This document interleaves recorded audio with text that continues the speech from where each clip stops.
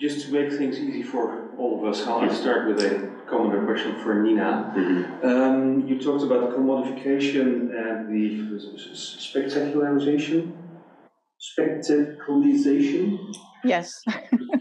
Yeah, I think that's quite correct, because actually it may actually also involve a kind of domestication of the Sufi practice, because you saw that this Sufi concert was actually, as your argument actually implied, it was a concert rather than a zikr. And you actually saw the audience, some close-ups, you saw them, generally they were of, let's say, bourgeois, upper class backgrounds, so wealthier audience. They were kind of moving like Sufis, like Muridis, but in their seats. So it was much more framed as a music concert than a Sufi zikr. And I suspect, but perhaps you can elaborate there, shall we say, the rougher stuff that Sufis also have been doing, as we saw also yesterday, for example. In Iraqi Kurdistan, that simply has been tolerated. In Turkey, of course, it has been completely outlawed. And in other countries, there have been different policies to accommodate it. Do you know if in the wake of these encouragings of other forms of Islam, and it probably should be added also forms of Berber culture, because also from around 2010, the Moroccan government systematically sponsored and encouraged expression of Berber culture.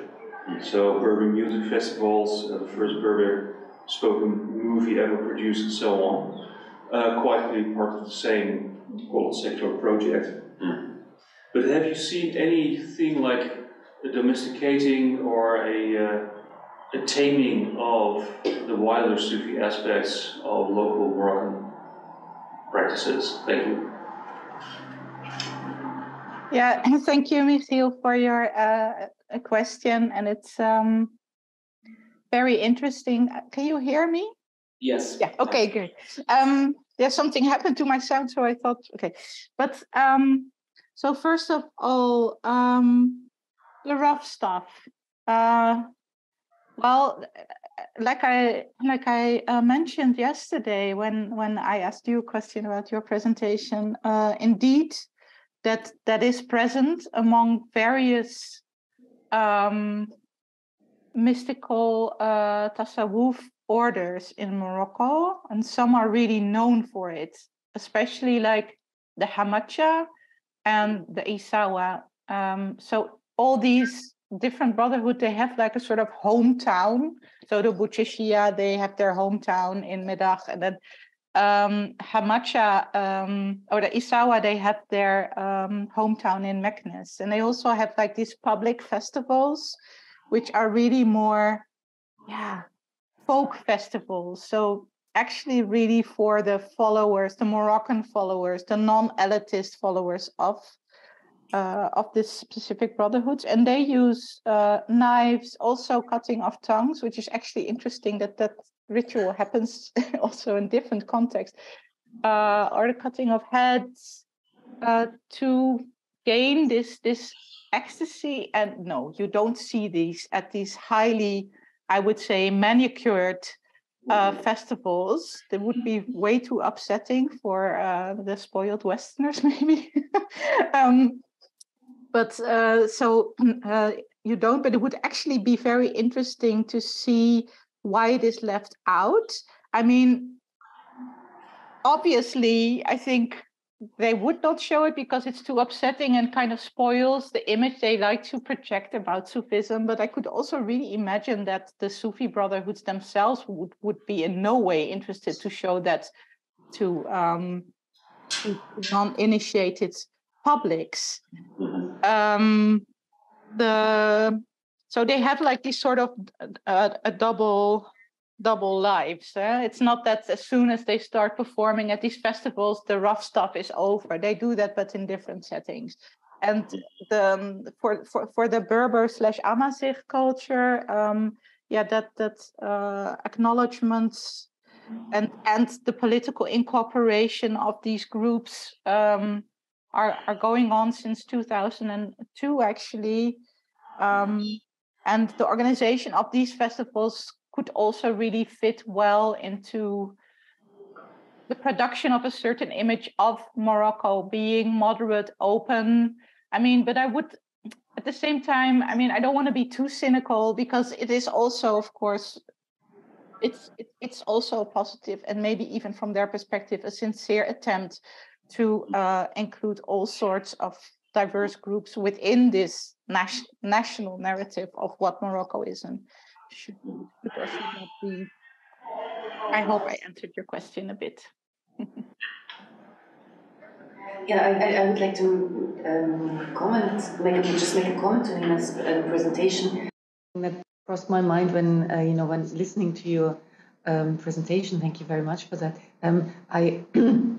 I did some research on the Alawiya, which is led by Sheikh bin Tounes in France, and of course they throughout Europe you find them, and there's a similar kind of approach to what you describe in Morocco. That namely, a focus on learning. I mean, of course, they're also influenced by Fawzi Skali and other thinkers. But yeah, there's this approach to learning, and it's kind of it all feels rather manicured and nice. And there are also these kind of music presentations in France, where they're based in Cannes. So in Cannes, they're regularly, and it's all very chic and so on and so forth. But also their meeting, their Sufi, their interactions are also much more.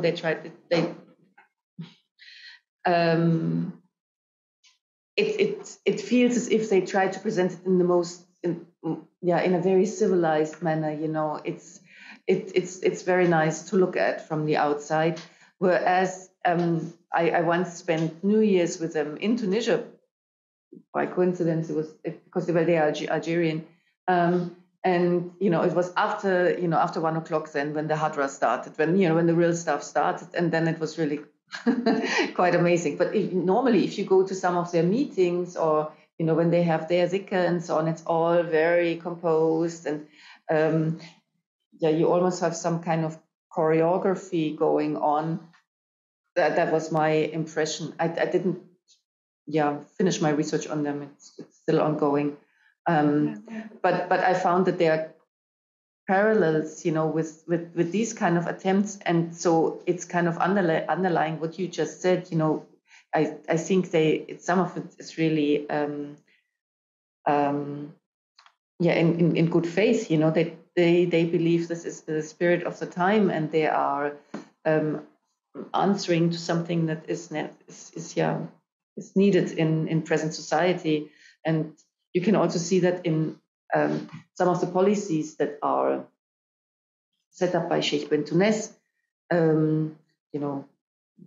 which are interfaith, organized, and so on, to give Muslims a better platform and to present Islam in a better light. Mm-hmm. Yeah. Should I? Yes, please. Yeah, thank you, Sara, for sharing your. I didn't know that you also had been working on these groups. It's really interesting. That really reminds me, and maybe you are familiar also with the work by Deborah Caption. Her work is amazing. Yeah. Yes. So she also worked about like this, how these different discourses and practices of so-called Sufism travel towards Europe, and I'm not doubting the sincerity of the faithful, and that is really also not my position at all. But I mean, I am very interested in these processes that take place in which these types of beliefs are adopted to European sensibilities in a place where very different discussions towards religion play, and de-churching and secularization. So they kind of grip into one another. And of course, yeah, the social class is a very important element in the experience of the religion. And I think this, yeah, you called it like the civilized manner in which this is. Yeah, this is just came. Yeah. No, but I immediately understood what you mean. I mean, I guess it's a form of attunement. It's not only attuning. I mean, there's of course a whole discourse, right, among the musicians of the attunement of the heart through the ear and sound, which is really interesting also. And I guess also with the believers, I did not study. Of course, the musicians are also believers, but I studied the performers. But the cultivation of these sensibilities. So there's this religious purpose, of course, but there are so many political interests at stake. And I have visited for a week the Zawiya in Medach of the Qadariya Bouchashia when Sidi Hamza was still alive. It was impossible to get into. It was highly securitized. It almost felt like you wanted to enter Israel. And there's so many political things going on. And eventually I could enter as the assistant of NOS, a national journalist. And we made a reportage about the Maulid. But and I was kind of baffled about how the Bouchashia Sufi version, or their version of Sufism, is really presented as like this moderate, open version. And my take was that they were so rigid, so orthodox. There were many things that were not possible in musical practices that were actually possible with groups that are categorized as being radical. So super interesting. Yeah. Even though I'm not studying it anymore, but But Francesco has been working on this in the last years, of course. Francesco Pirano. Yeah. And on the same topic as you have been presenting on these on the Sufi festivals. So you might want to look at it. Or he might want to read my book. I'm sure he did, but his work is really recent. He's still working on this. So he also published together with Mark Sedgwick on this. I'll look into it. Yeah, I think it was 2020. Great. We take Isabella Schraderer, and maybe there will be time for one more question or remark, but then we should close, I think. Okay, thank you. I want to be brief, but I just wanted to throw into the discussion one point that I already mentioned, which is the argument of class. And I think this is a very important part of distinction in many of those Sufi groups that we have witnessed, and including my upper class ladies from Pakistan, which tend to take out all the rough and allegedly vulgar parts of religious experience and practices.